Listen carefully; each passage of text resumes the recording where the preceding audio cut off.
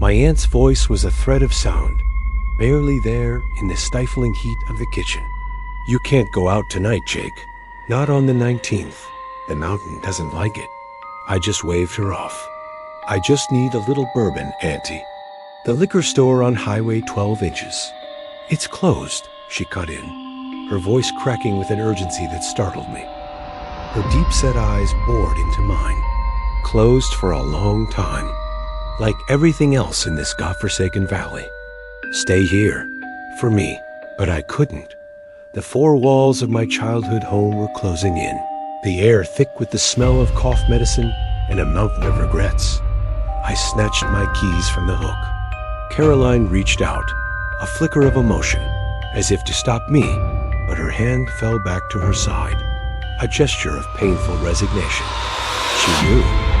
She already knew there was no stopping what was meant to be. The night air hit me like a damp, heavy blanket. The Appalachian range that cradled our valley didn't look like sleeping giants tonight. They looked like silent mourners at a funeral. The town was utterly dead. Not a single cricket chirped. Not a dog barked. Just a deep, oppressive silence, the kind that feels like cotton stuffed in your ears. When I turned the key, my old truck's engine roared to life, shattering the quiet with a brutish violence that felt like a sacrilege. Highway 12 stretched out before me, a cracked ribbon of asphalt swallowed by the blackness of the pines on either side. My headlights could only carve a small, wavering tunnel through the suffocating dark. And then I saw him, a figure staggering at the very edge of the light. He wore filthy work clothes and dragged one leg in a painful limp. Hemlock Peterson. My heart hammered against my ribs. Hemlock died in that mine collapse years ago.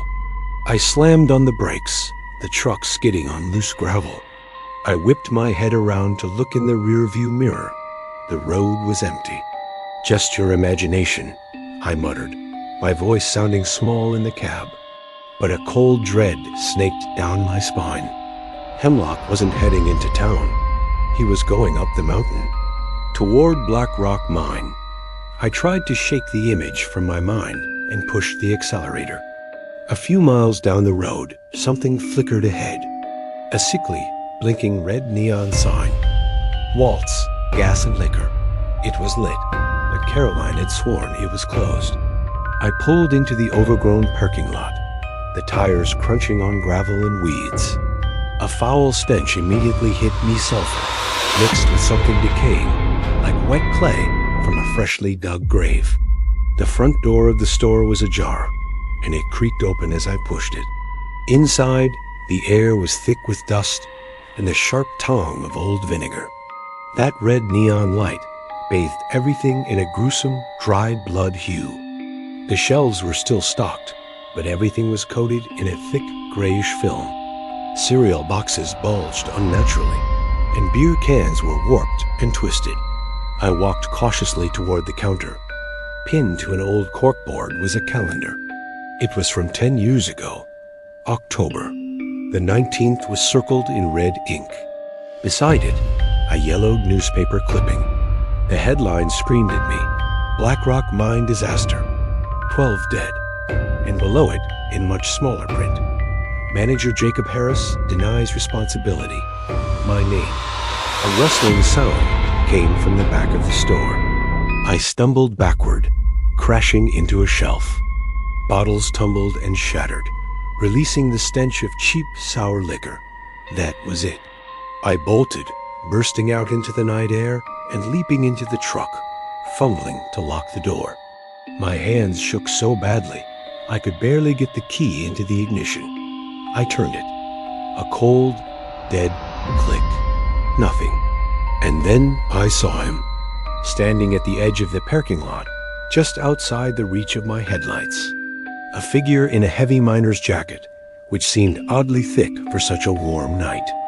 His face was lost in the shadows beneath a helmet. Something black, wet, and viscous dripped from his sleeves, splattering onto the gravel below.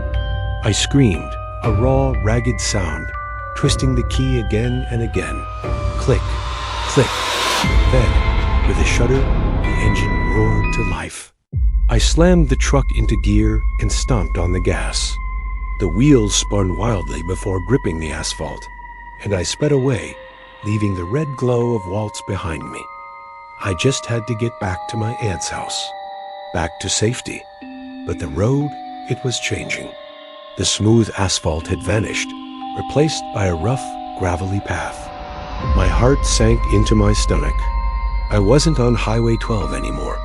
This was the old service road, the road to Black Rock Mine. I tried to wrench the wheel to turn around, but the path was too narrow, flanked by steep, rocky inclines. The truck jolted to a violent halt, the engine dying with a final choked gasp. This time, I knew with chilling certainty it wouldn't start again. Silence fell, but it wasn't empty. It was a grotesque, living silence. The wind whistled through the rusted, skeletal frames of the abandoned mine equipment. And underneath that wind, I could hear it. Whispers, dozens of them, bitter and faint, their words just beyond comprehension. I stumbled out of the truck, my only thought to walk back, to run. But my feet didn't feel like my own. They were guided, pulling me forward. I stood before the mine entrance, a gaping black mouth in the side of the mountain. A rusted sign swayed in the wind, its words barely legible. Danger nitrogen monoxide entry. And they were there. Dozens of figures scattered among the ruins. They stood atop heaps of coal and among the skeletal remains of machinery.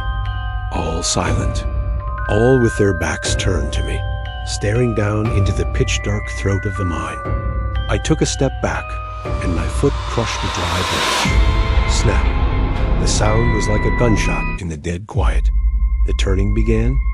First, it was Hemlock, off in the distance, his neck twisted with a sickening, wet crack. Then another figure turned, and another. And then all at once, in a silent, coordinated movement, their faces turned toward me. Pale, gaunt faces with eyes as blank and milky as marbles. I spun around to run, but the ground beneath my feet gave way. I plummeted into a pit, plunging into cold, viscous mud and coal slurry. A searing pain shot through my ankle. I struggled, trying to pull myself out, but the thick muck held me fast like wet concrete. And then, from beneath the surface, something grabbed my ankle. An ice-cold hand, gripping me with impossible strength. I screamed, looking down into the black ooze. A face emerged from the mud. Ben, my deputy, my closest friend. His eyes were blank, murky voids. "You can't run, Jake," his voice echoed, a hoarse, earthy sound that seemed to come from below the ground itself. A woman stepped out from the crowd of silent figures. Sarah, Ben's wife. She was still wearing the red dress she had on at that barbecue, the last time I saw her alive. "The pump," she hissed, steam escaping her lips with the words. "You knew it was broken. You let them drown. You let him die. I'm sorry." I cried out, hot tears mixing with the cold mud on my face. "Sorry isn't enough," she whispered, her voice a chilling breeze. "Tonight, the mountain will reclaim what is its own." The other figures began to move, sliding down the sides of the pit toward me, their pale, grimy hands reaching out. "You belong to us," Ben growled from below, his grip tightening. I thrashed in pure despair as their fingers clutched at my arms, my legs, pulling me down into the suffocating darkness. Just then, the first weak light of dawn began to break over the mountaintop, piercing the mist. The light touched them. They didn't vanish in a puff of smoke. They froze, like marionettes with their strings cut. Sarah looked up at the sun, a lifetime of grief etched into her frozen face, before she and the rest of them slowly receded back into the mine's eternal darkness. Ben's hand released my ankle. I scrambled out of the pit, limping, gasping, my body shaking uncontrollably. I ran all the way back to Caroline's house, collapsing onto her doorstep. She opened the door, and there was no surprise in her eyes, only a deep, piercing grief. "They found you," she whispered.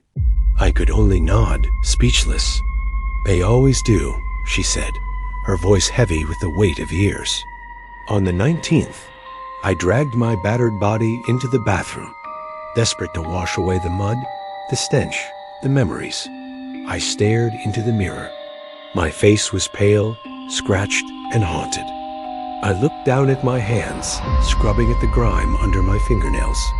And then I froze. It wasn't ordinary dirt. It was jet black coal, wet and glistening, as if freshly dug from the deepest part of the earth. I rubbed frantically, my skin turning raw, but it wouldn't come off. It was a curse, etched into my very flesh. I looked up at the mirror again, and for a terrifying split second, the eyes staring back at me were no longer my own. They were blank, murky, and full of accusation. And in that moment, I realized the truth.